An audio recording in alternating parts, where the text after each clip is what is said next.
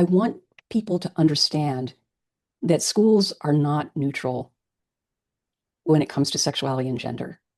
And they're schools vibrate almost with a lot of energy around sexuality and gender, especially at the adolescent level. In fact, if I could, I just want to stay here for a moment talking about what has happened historically when schools started being provided in this country for adolescents together, boys and girls together, coeducation as it was put at the time.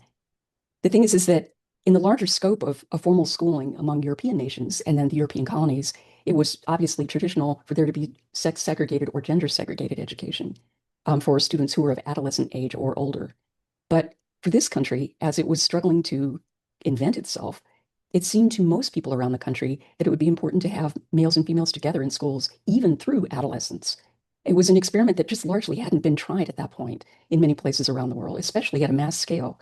So it was a problem that had to be dealt with. But as soon as you start bringing females and males together in schools when they hadn't been before, and especially adolescents, you just are at this point where people are brimming with sexual energy and they're much more even intensely aware of their genders and their relationships with each other. And yet they're in these schools together, and there's a way where it's controlled very tightly. I'm not arguing there shouldn't be some ways of managing all of that, but I think that instead of having conversations about it, a lot of what has happened is there have been structures put in place, like, for example, space. I'll talk about that.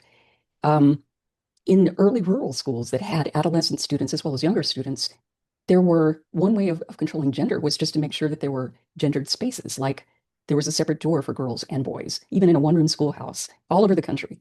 There were separate closets for them. Girls and boys sat on opposite sides from each other. So it was largely symbolic, but there was a way where there was some physical separation to sort of manage any of the tensions that would happen between girls and boys at the time.